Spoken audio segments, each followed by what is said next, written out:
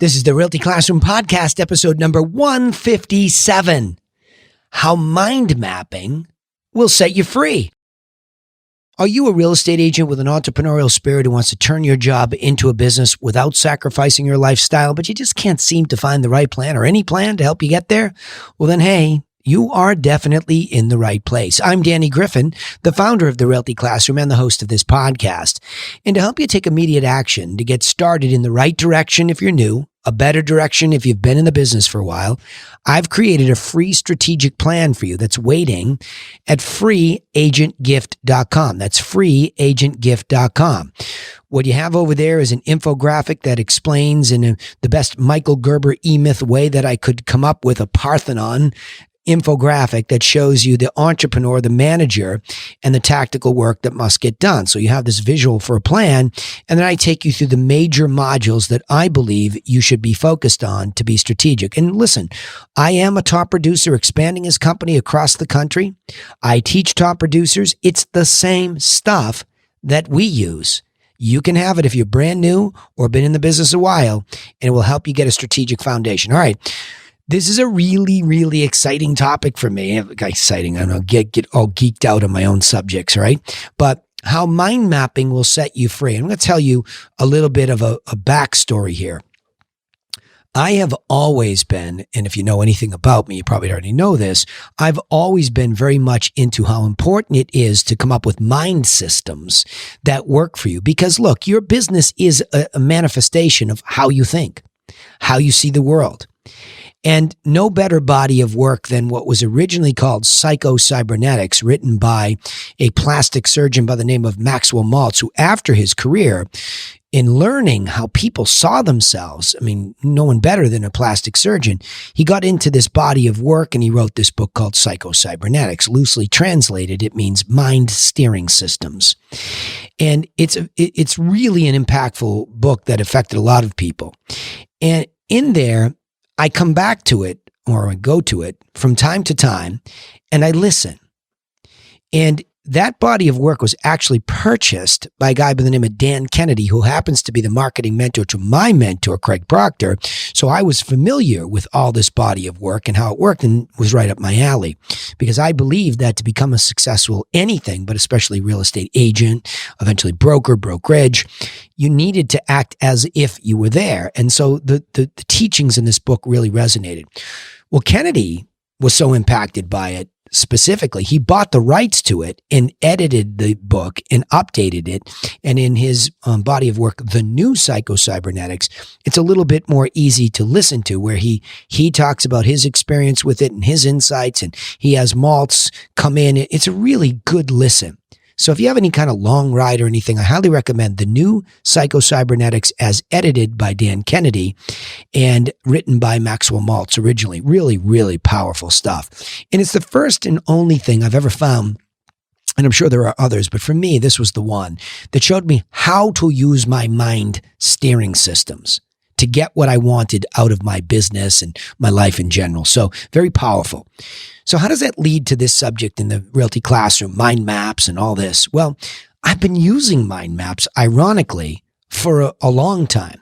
You see, I always have close to me, and if you're watching the visual here, you'll see the yellow pad. I can grab it anytime because it's right there with a mechanical pencil. I'm a geek with these things. I like those the best because I can erase and mess around with stuff. But that's really how I get things out of my mind, through my arm and onto a piece of paper. And that begins this mapping process. It gets it out of my noisy brain because I'm very intuitive. I'm very right-brained. I'm very visual. But over time, I realized that I need to be more analytical. So I needed to develop that muscle. Not that I didn't have it in me. I mean, one of my first jobs out of school was analytical, and I accepted it because I wanted to learn. So I've always had that geeked out side of me that wanted to have some say, but it was always that intuitive visual person that saw the big picture that dominated. So I found that and Michael Tracy, to give him full benefit and credit, he's the one that talked about this process of writing these thoughts down and getting them down, and these checklists, these goals. Brian Tracy is very well known for his books on goals, whether it's Eat That Frog, do the toughest thing you have to do first every day. That's what the Eat the Frog mentality is. Make these lists, flip the page the next day, make it again. What you're doing is you're bubbling up what's most important, right? So that was great, but I wasn't capturing it anywhere. And I felt like maybe mind mapping was a thing. And I don't know why. I was just drawn to it. I didn't even hear it the many times I'd listened to psycho-cybernetics before, because it's mentioned in there, and I'll talk about that and why it was so impactful and so why I'm so excited about it. So I started to gravitate, and I went to this online. I saw XMind is a company, xmind.net if you're curious. They have a free version of their software. And so I got it. And I started to map this out because I was using, for real estate, I was using Infusionsoft, and they also were a company that used mind mapping to build out campaigns and how they should flow. So all of a sudden I realized mind mapping was my thing, and it was really helpful. So in Infusionsoft, I mind mapped out my follow-up campaigns, and I obsessed over that for years, still do, tweaking. And then just in general, I started using mind mapping for my strategy. So my telemarketing strategy is all mind mapped out. It's actually based on Kennedy's triangular approach to market message media. And I built this big mind map based on it with a lot of detail. And so today I'm listening to this, literally today, as I'm recording this, I'm listening to the new Psycho-Cybernetics, and Kennedy talks about how mind mapping is the place where the right brain basically marries the left brain. I'm like, this is why I like it so much. Because what the book talks about is we all move towards more precision, more exactitude. We're trying to get more control, so we always are trying to be more specific. The problem is we don't memorialize it. And I'll talk about that in a second. But in a mind map, when you look at it, it makes sense. There is all this checklisted stuff that's come off of the page and onto it. That's very analytical, very A through Z. I need to do this, then this, then this, then this. And then when you're building the company, and this person should do that, and that person should do this. So it's the way that I have built out my organization and continue to do so, and continue to refine these minute details. But what's nice about it for my visual brain is it's visual. I can see flow. I can see organization at a high level. At the same time, there's analytical. If I want to zoom in, and I do this when I'm coaching, I zoom into the micros and zoom out to the macros so they can see, it's a lot. And it scares people in the beginning because they're like, oh my gosh, that's a lot. Well, you're already doing a lot. If you do one deal, you have gone through some sort of marketing, some sort of conversion, some sort of closing process, and now they sit in this past client tank that you may or may not be doing anything with. And you may or not be measuring all that, and you may or may not be looking to expand with people to help you do all that. But those are major modules that I consider. So as I mind map it, I can say, let's mind map the telemarketing module. So let's get down into the micro, but that's the big strategic thing that I'm tackling is how do I define my market, refine my message for the right person, and then what medium like telemarketing versus print versus digital do I choose? So once you start to organize that, you're really putting in place what you believe and have experienced to be best practices. So it's a fabulous experiment to go through that and see, oh my gosh, all this stuff that was flowing in my mind intuitively and creatively and entrepreneurially is now analytically organized. It's a marriage. And the second point here is that act of memorialization. Okay, that's important. Memorialize what you do because it prevents snapback. Let me explain. As I do these mind maps, there are sometimes I don't come back to them for quite some time, but by the fact that it was written, it's incredible how that mind mapping programs the mind steering system, also known as the creative mechanism. If it's working right, the success mechanism, also known as your subconscious. You're programming this thing to go to work for you because you made it analytical. You made it visual and you wrote it down. Thank you, Brian Tracy. I mean, I get it. It's not exactly the pen to paper, but it is the same process that got me there. And it's a digital write down of this stuff. So it's locked in time. It's memorialized. Think about a memorial. You walk by a veterans memorial. It's there to commemorate, to remind everybody of what happened. It's the same thing in this business or anything, your own plans for your life. To memorialize them, it makes them permanently sit somewhere. Even though it's digital and not written, you can write them too and you can pin them up to the wall. But mind mapping allows you to just keep going and expanding with incredible detail. You can zoom in and zoom out. So you're memorialized. And what that does is that when we don't do this, it doesn't get out of our head onto the paper, clarified on a mind map. We don't capture it and memorialize it. So what happens to us? We snap back. So you ever wonder why I used to do that and it worked well for me and I don't know why I don't do it anymore? And I snap back to the lesser version of myself? It's because you didn't memorialize it. You didn't set it in digital stone, quote unquote. So you haven't had this experience and this power of this memorialized mind map setting you free. And the great news is, even if you haven't looked at it in a while, you go back and, wow, that's pretty uncanny. I came pretty close to right there. And that happened to me this past year. It was amazing how close I was to what I memorialized in my mind map financially. See, the only reason in my mind's eye for marketing is to hit my financial goals. So I tied them together in a mind map. It's incredible how morphed, changed, improved my business is. We've moved it into the more luxury listings than ever before and climbing the ladder fast into even more ultra luxury simply because I memorialized it in a mind map. And I didn't snap back to a lesser version of myself running around with distressed sale buyers. That guy's dead, proverbially. He's dead. I'm not ever snapping back that. In fact, I'm afraid that it even existed because once it was memorialized, it was almost impossible to become a lesser version again because I could see it and I could follow a plan. The third point here is a mind map actually to me is a tool of Kaizen. Now, I've talked about Kaizen a lot in this podcast, and I'll just reference it again. It is the Japanese word for this slow, steady process of improvement.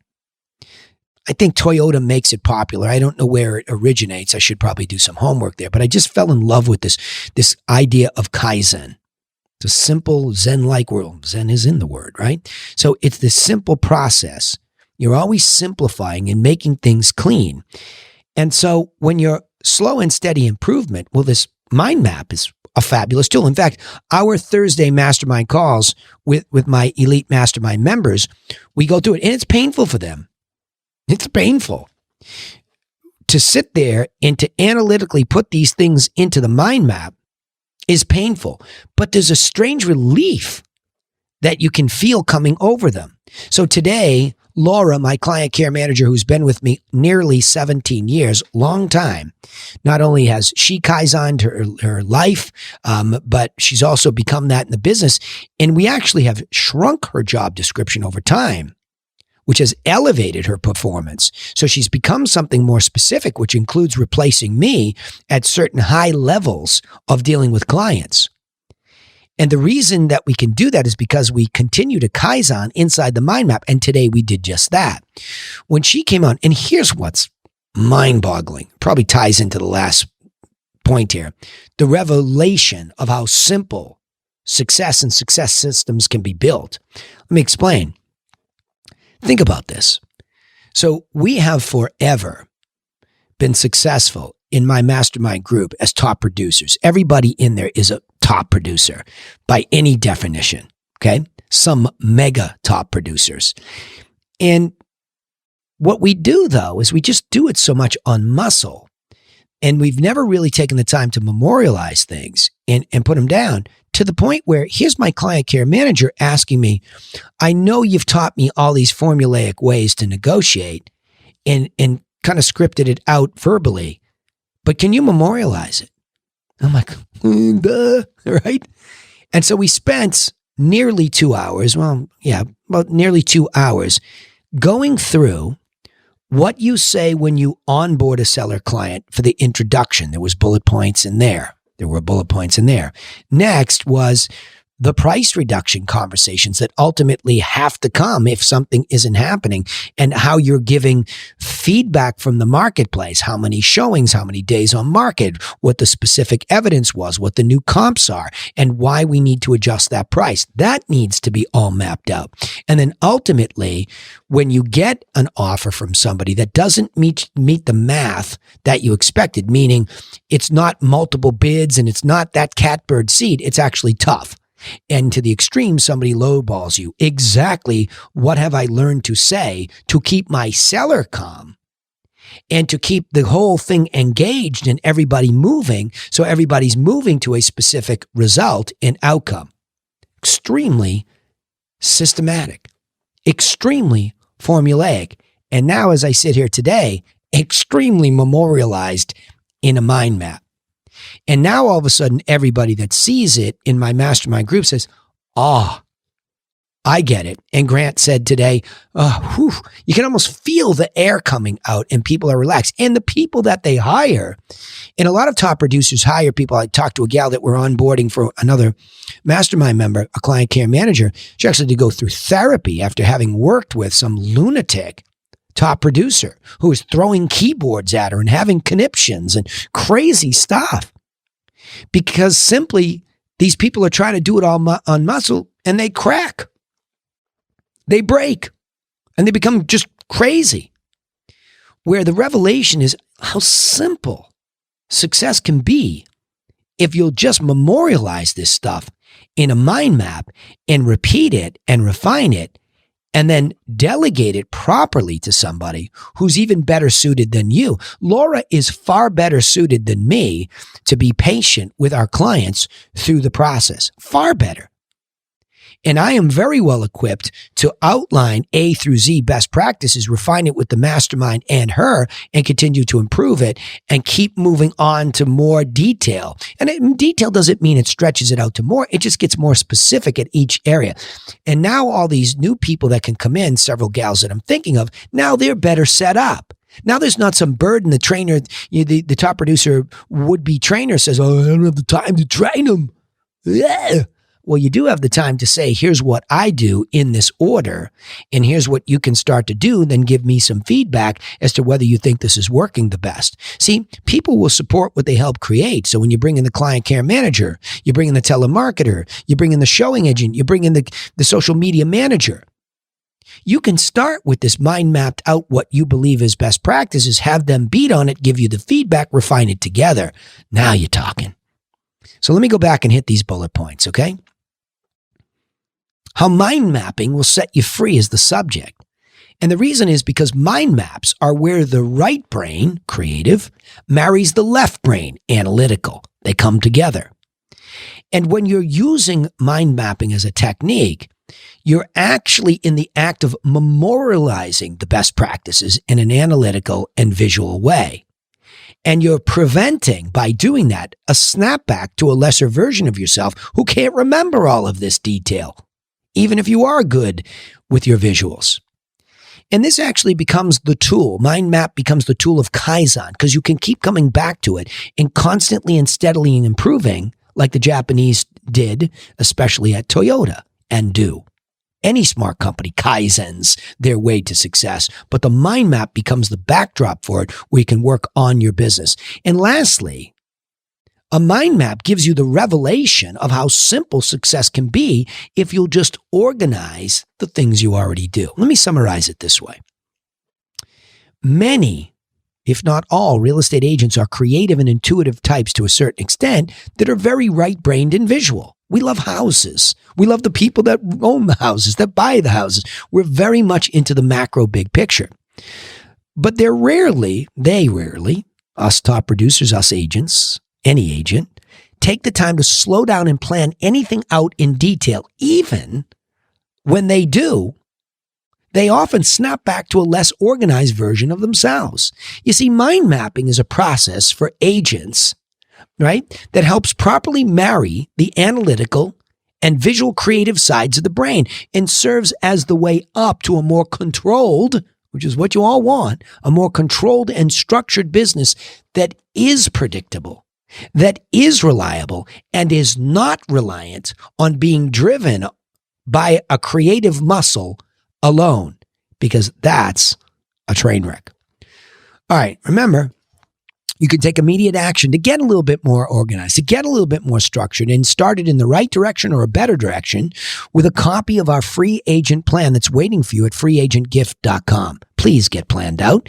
I can only ask you so often. Nobody's coming for you, and I'm going to say it twice today, now and at the end. Also, don't forget you can subscribe to the podcast on iTunes, Spotify, or wherever you listen. We'd also love to hear from you, so please comment. Let me know what you're thinking. Go into YouTube, go into Facebook, go anywhere. I'll try to look for all the comments and reply personally so I know what you're struggling with. I want to hear wins, I want to hear challenges, and I want to engage you. Thanks for listening. But remember, I sign off the same way, and now I'm going to say it for the second time in about a minute. Nobody is coming for you. Nobody. So go get to work on your own business, and I will see you in the next episode to try and help you do just that. Thanks again.